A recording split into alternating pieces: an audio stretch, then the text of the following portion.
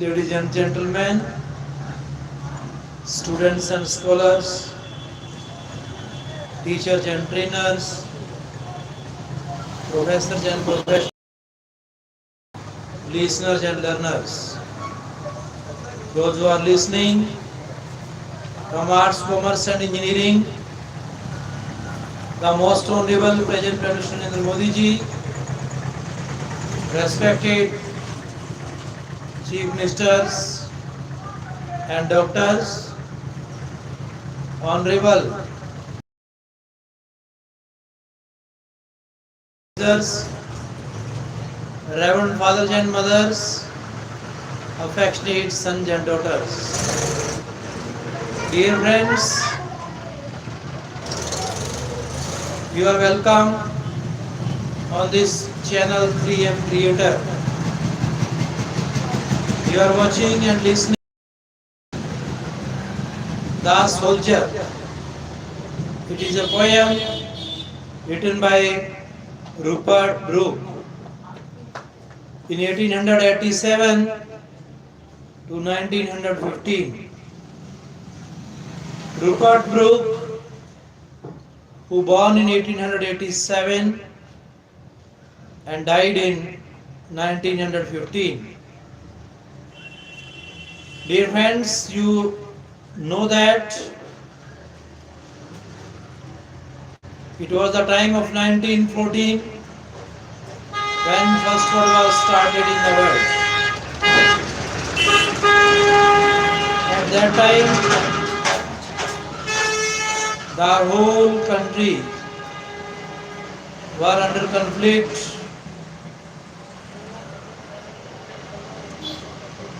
How this poem was presented, composed by Rupert Brooke, what ideology was in his mind for his nation, by being a nationalistic and patriotic person of this society and nation. Dear friends, today our basic necessities, basic amenities that are essentially required for every person, every laborer to official, that is food, clothing and shelter. In this series, we must remember our human body, which is made by 5 elements: air, fire, soil, sky and water. These 5 elements and objects of nature, from which country we have taken, we are to be responsible for them. Dear friends, if we are true for our motherland, then definitely we are true in spending our years, months and days of life. What a great theme is presented by Rupert Brooke, who was the son of a housemaster of Rugby, where he had his schooling. He took a degree in the classics from Cambridge in 1909. He began to write poetry while at Rugby. His first volume of verse was published in 1911. After a short trip to Germany, where he wrote his famous Grantchester, he travelled through the USA in 1913, going as far as the South Pacific Islands. When the war broke out, he took part in the unsuccessful defense of Antwerp, and early in 1915 was sent to the Mediterranean He had joined the Royal Navy. He died April 23, 1915 of a septic infection of the lip on the Greek island of Syros. He was buried at the island of Skyros. His poems appeared in 1911 and 1914 and other poems in 1915. Though the volume of his poetry is comparatively very small, his youthful freshness and untimely death caused him to be read very widely in the years between the two world wars. He collected poems in 1918, including 1914 group of sonnets, show that he was a poet of exceptional promise. His letters from America appeared in 1916 with an introduction by Henry James.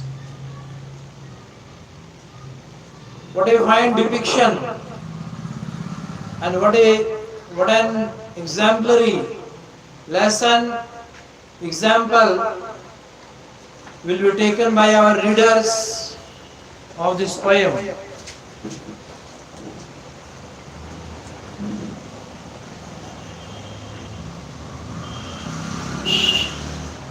Really, it is a remarkable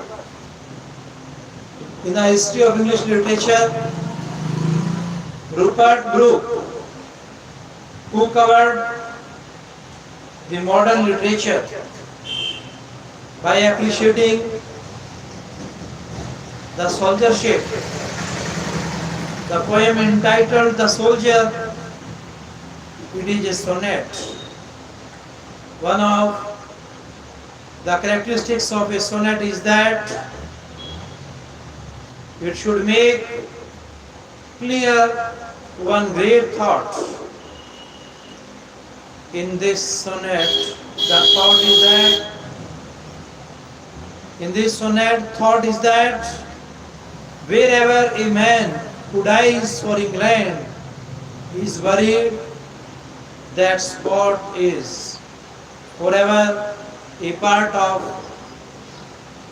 England. The same idea is repeated in the poem again and again. The sonnet thus expressed as English soldiers' patriotism and his fervent love for his country. Rupert Brooke was buried in a foreign land on the Greek island of Skyros. J.H. Fowler comments, no verse gave finer expression than this sonnet to that wonderful mood of impatient exaltation in which the young Englishmen of 1914 met the sudden call for patriotic self-surrender. The rhyme scheme of the sonnet is A B C D C D E F Z E F Z. Hello students, namaste. Hanji. Yes, please express your name.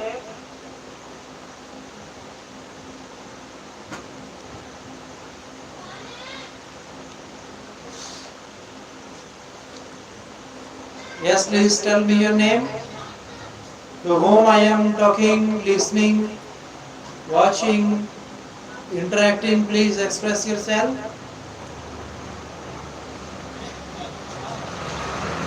Yes, scholar.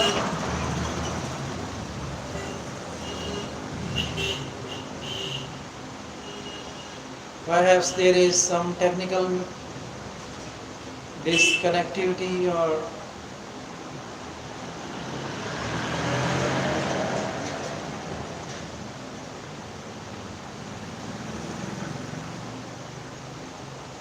in the same series we are studying the poet thinks of himself as a part of his country.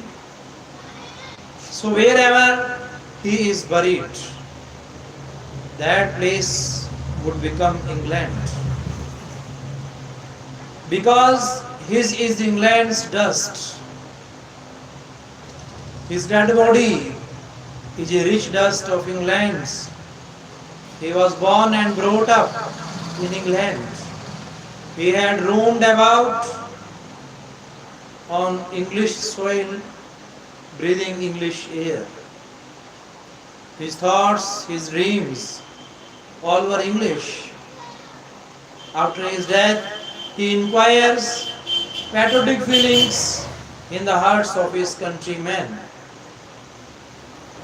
Dear friends, the poet thinks of himself as a part of England because his body, mind and spirit are made of English soil and climate and thought. He was born in England, he was brought up in England, loving her flowers, breathing English air, drinking waters of English river and enjoying himself in English sunshine. He considered his dust. He considered his dust. His remains richer than the dust of the land where he may die. The poet says that wherever he is buried, that place would become England. Because his is English dust. Rupert Brooke had joined the British Navy in 1914. He fought at Antwerp, sailed for East in February and died 2 months later on active service at Skyros, leaving for his epitaph the following lines. If I should die, think only this of me. If I should die, think only of this me, that there is some corner of a foreign field that is forever England, and poet could live for these lines alone. They went home to the heart of England and the English people.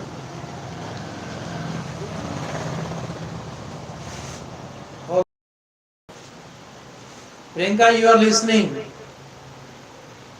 How Rupert Brooke has represented these patriotic and nationalistic ideas by being nationalistic and patriotistic person of England in 1914. So this is a great example, sample for our all Indians. How does it inspire and appeal to the youngsters of our nation? It is really praiseworthy. These lines are an extract from Rupert Brooke's well-known entitled The Soldier. This sonnet expresses an English soldier's patriotism and his fervent love for his country. The poet thinks of himself as a part of his country. So, wherever he is buried, that place would become England, because it is English dust. In these lines, the poet again tells his countrymen what they should think of him if he dies in a foreign field. He says that after his all evil in him will disappear and he will become a part and parcel of the eternal mind. In this condition also, he will inspire in the hearts of his countrymen thoughts of love for the motherland. He will remain forever a source of inspiration to the English people. He will make their hearts truly characteristic of English society and an English home. Rupert Brooke is remembered mainly as a war poet and is closely identified with the ideas and thoughts related to the commencement of the First World War. The beginning of the 20th century witnessed a disillusionment and imperialism, a growing tendency amongst liberal thinkers to denounce it. It was also a growing tendency amongst liberal thinkers to denounce it.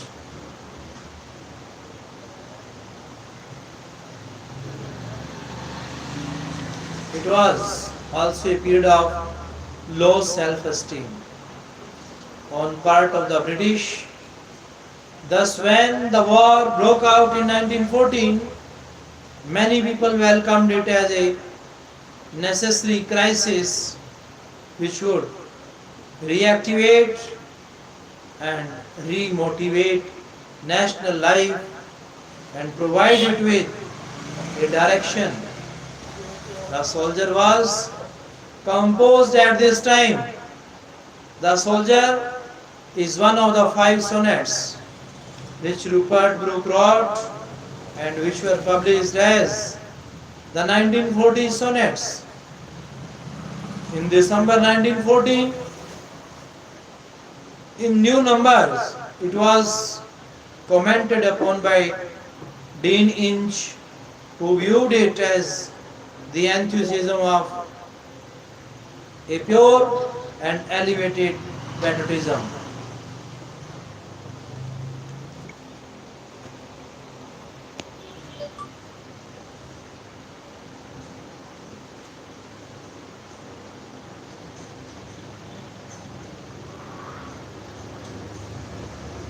The other patriotic poems like Tennyson's Blow, Bugle Blow and The Charge of the Light Brigade. No verse gave finer expression than this sonnet to that wonderful mood of impatient exaltation. The young Englishman of 1914 met the sudden call for patriotic self-surrender. Shortly afterwards, the poet's untimely death deeply touched the imagination of his fellow countrymen. The nation recognized that in his last verses he had placed himself by the side of Keats. Of all English poets, of one remembered most fondly for early achievement and unfulfilled renown. The Soldier is the noblest and the most famous of Brooke's sonnets. It breathes a robust spirit of intense patriotism. The poet completely identifies himself with his country. The poem, beautifully expressing an English soldier's proud patriotism, serves as an epitaph for the poet himself because he died away from home fighting for his country. This sonnet seems to be his epitaph. It reveals the poet's deep feeling of patriotism. He expresses his deepest sentiment of love for his motherland. It is a touching sonnet. It has a sincere appeal. It was inspired by the First World War. Brooke, who was a soldier, was not a narrow-minded patriot. This sonnet expresses a conception of patriotism which has nothing to do with aggressive nationalism. The poem entitled "The Soldier" is a sonnet, and one of the characteristics of a sonnet is that it should make clear one great thought. In this sonnet, the thought is that wherever a man who dies for England is buried, that spot is forever a part of England. The same idea is repeated in the poem. If I should die, think only this of me, that there is some corner of a farm field, that is forever England. There shall be in that rich earth a richer dust concealed, a dust whom England bore, shaped, made aware, gave once her flowers to love, her ways to roam, a body of England's breathing English air, washed by the rivers, blessed by sons of home. When the war broke out, many people welcomed it as a necessary crisis which would reactivate and remotivate national life. But this was not really a sustainable view. An ugly and painful side of war soon came to the forefront, as is reflected in the works of writers like Wilfred Owen, Seafried Session, and Edmund Blunden. Brooke, however, did not live long enough to see this, as he died in 1915 before seeing actual action. Brooke as a poet. His contribution to poetry. Brooke wrote both poetry and prose. He also wrote some criticism and drama. He was a man with serious political and social interest, but his association with the rising patriotic fervor of the 1914 and then his early death in 1915 resulted in excessive praise of his war poetry, which his early death in 1915 resulted in excessive praise of his war poetry, which overshadowed the rest of his work. The poetry of Rupert Brooke is a poetry of youth and romance, not the romance of the distance, the bizarre, the remote, but the romance of the actual and its adventurous discovery.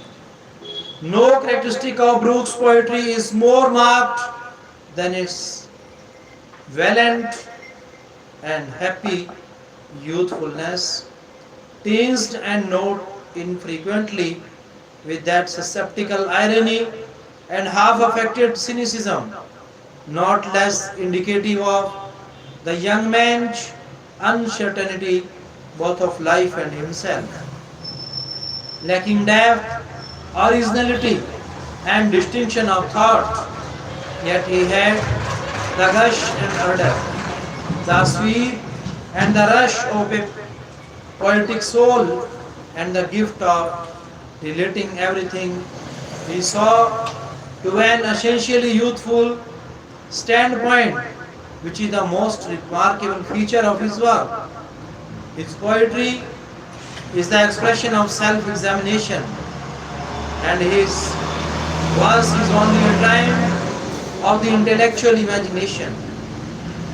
The theme of his poetry is the life of the mind, the senses, the feeling, life here and now.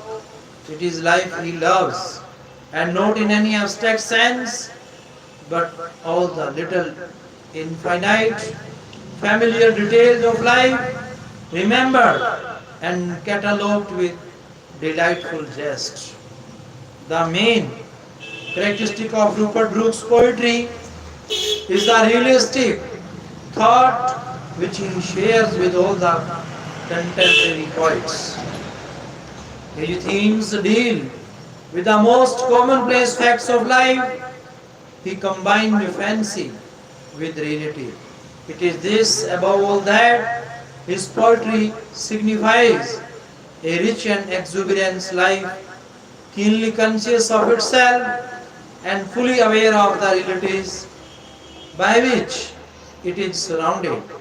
The essence of Brooke's poetry is force. His imagination is robust and penetrative. He is not afraid of writing about even the most disgusting objects. He is full of youthful enthusiasm. His experiences the very thrill of life, and some of it pulsate through his poetry. His words stand out, sharp and distinct like the towers and pinnacles of a city under the light and blue of the sky. The word of other poets, old as Eden and remote as the stars, lies like the fabric of a vision, bathed in an unearthly atmosphere. He deserved, loved, and praised things in themselves for their energy, vividness, and naturalness. He is all activity. He is all activity and apprehensiveness. His imaginative lyrical gift throws a halo of gentle light even round a common object. To him, a fresh simplicity comes naturally, while others but strain to achieve it in vain. Dear friends, today in this modern time, our country is greatly needed such persons and youth who can regenerate, recreate and reoperate like Swami Vivekananda, the greatest social reformer of our nation. Whether he is not present physically with us, but his thoughts, his ideas are always with us.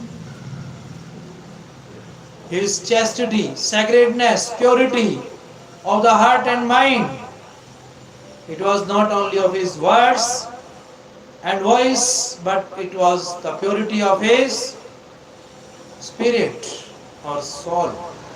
Dear friends, we must remember our body, which is mortal, perishable, and it is the part of matter.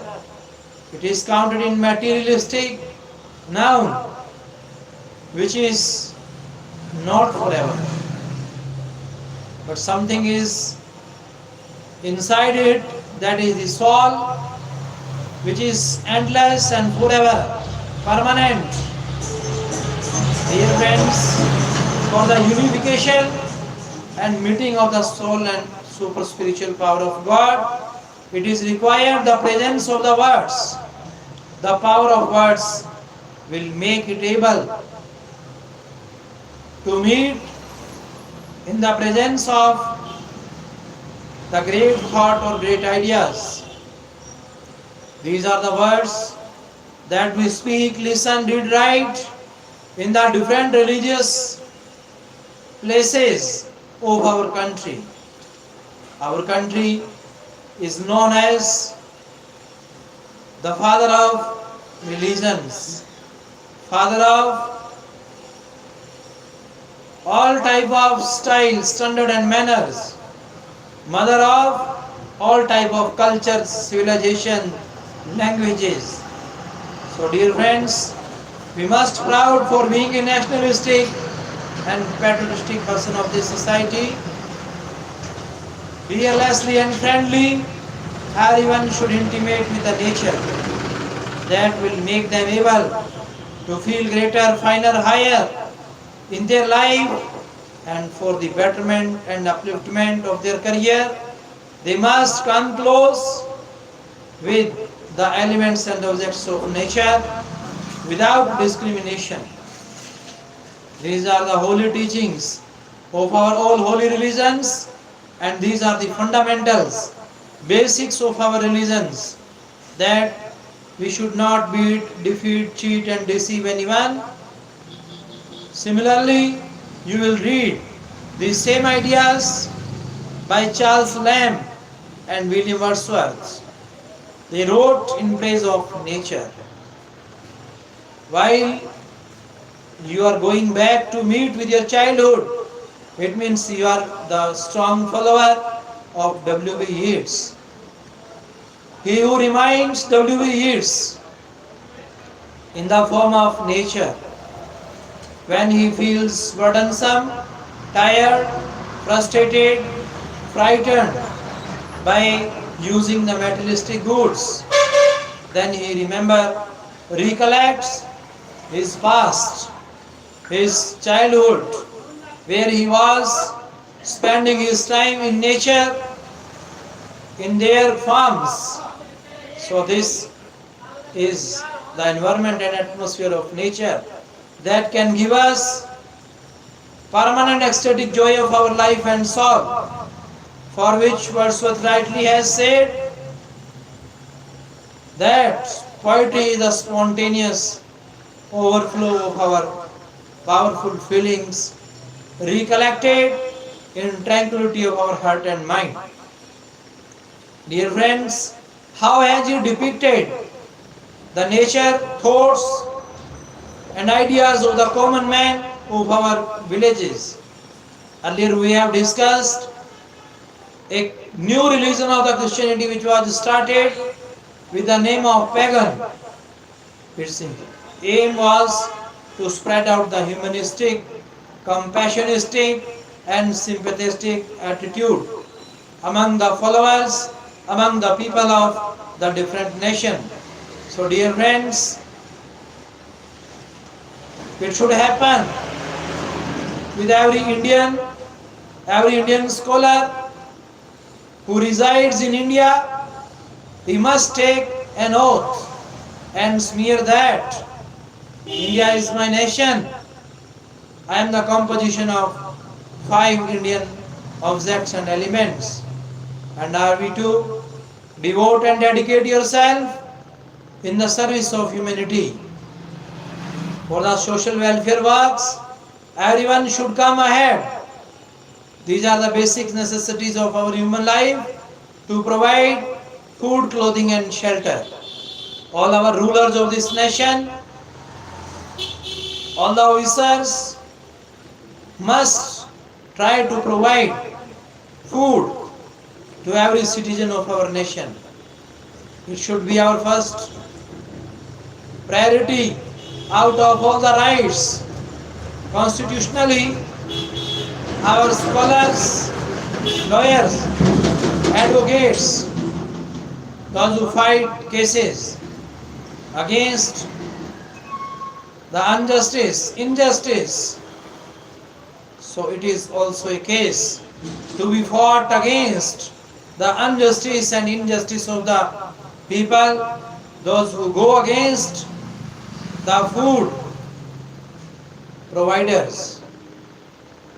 And food providers, those who are doing a great service, it is a service of man, service to God. In Rajasthan, our Chief Minister Ashok Gehlot, who has started a great initiative for providing the food facility in the different districts of Rajasthan, and this service is being run under municipal committees by the order of state government, which is a great initiative that has been taken by our present Chief Minister of Rajasthan to provide the basic amenities. Everyone should be provided basic amenities for making our citizens nationalistic, patriotistic, not only by their thought but also by their action. In all the fields of agriculture, industry, health, security, means of transportation, means of communication, our all the service providers are really praiseworthy. In this digital India, by the privatization and digitalization, our present Prime Minister has brought a great step to bring revolutionary and visionary change in our nation through transparency. So everyone should provide the opportunity to participate at the nationalistic and state level services like IAS, IPS services. Not only these high official services, but every kind of service should be maintained and should be served as a true nationalistic and patriotistic person of our society. In all the defense sectors, Navy, Air Force, NDA, police, railways, post offices, it is the great requirement of humanity. By being a great or true server of the society, they can get highly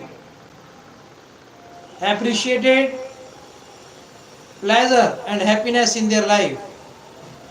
As per the sayings of our all holy religions of this holy land, we must spend our time in doing selfless services. It should be our main objective and aim of our every Indian. Dear students, we are incredited to those personalities, those who came first on this land for touching the dust of our holy motherland, and it is being practically adopted all over the world by our present Prime Minister Narendra Modi ji for providing it the practical approach. There are so many initiatives and steps are being taken. If our present Prime Minister, who is dedicated and devoted, who is sacrificing himself, man of our society, we must follow it, whether we are a laborer or an officer. It should be our duty, it should be our devotion and dedication to bring rejuvenation, reformation, reoperation in our nation, because this nation on which we live, this is the nation which is given by our forefathers, foretellers, forecasters, free thinkers, freedom fighters, those who came first on this land. So what should be our duty? Everyone's duty is to love his country. Who does not love his country? It means everyone loves his country. So it is greatly required to thank all the listeners, watchers, those who are